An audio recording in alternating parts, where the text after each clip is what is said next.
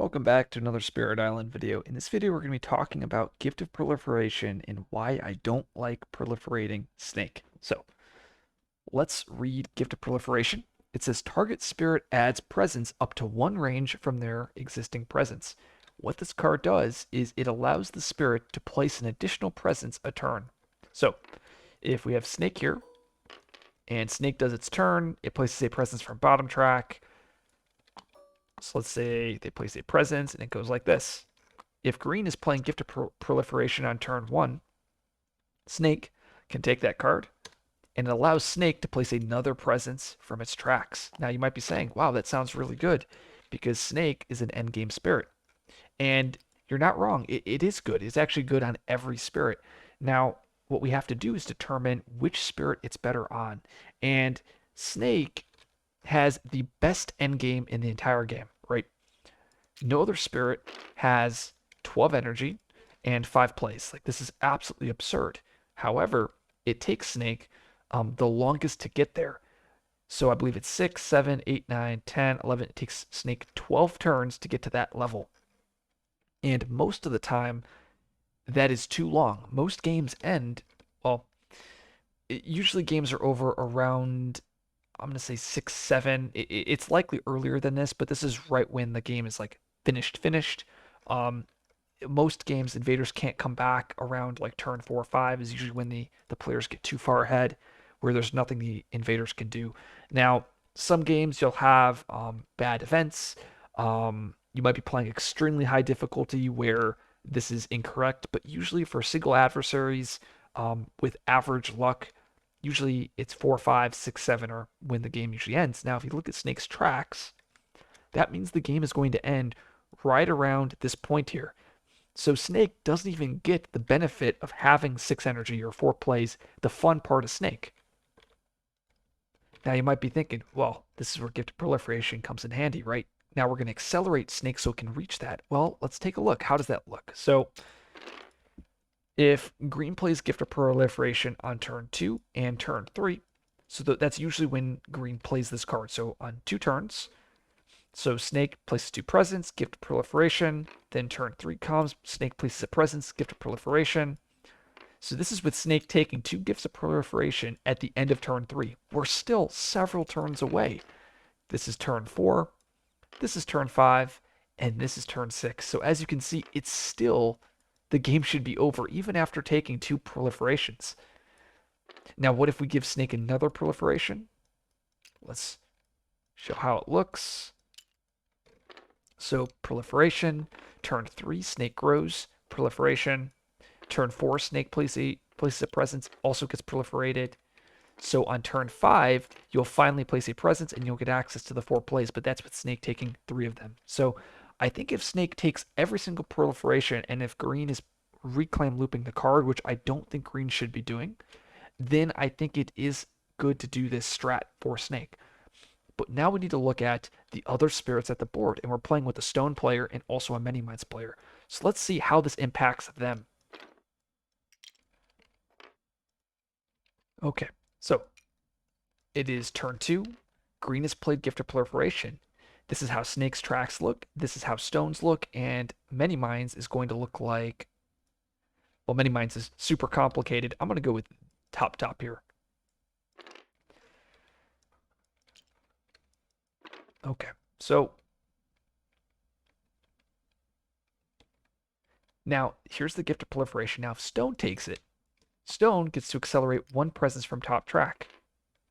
That means next turn on your turn 3, you're going to have access to 3 plays. And if you've watched my Stone guide, you'll know that Stone usually gets access to 3 plays on turn 4. So by Stone taking that Gift of Proliferation on turn 2, that gives Stone an extra card play for the rest of the game. Like it's an extra card that they've played on this turn as well as next turn, and it's going to give Stone 2 energy. What do I mean? Let me simplify that more. It means 1 Gift of Proliferation is equal to 2 energy and 2 card plays.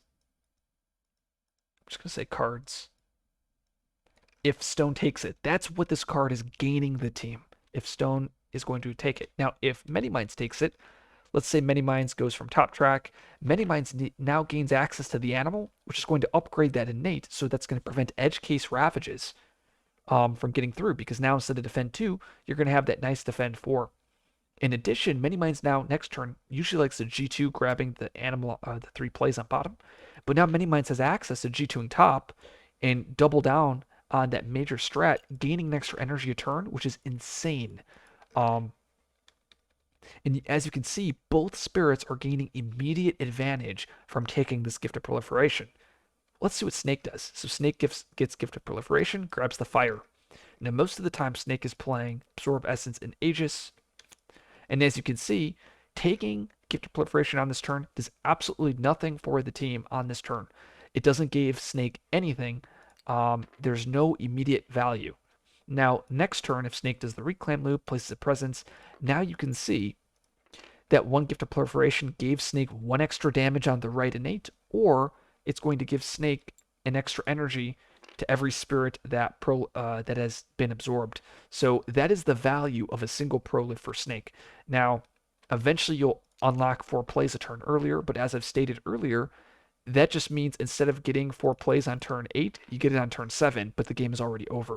So as you can see in this example, both Stone and Many Minds are gaining immediate massive advantage by taking Gift of Proliferation.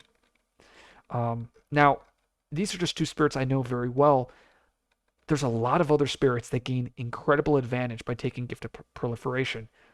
Any spirit that is designed like a 0/1/1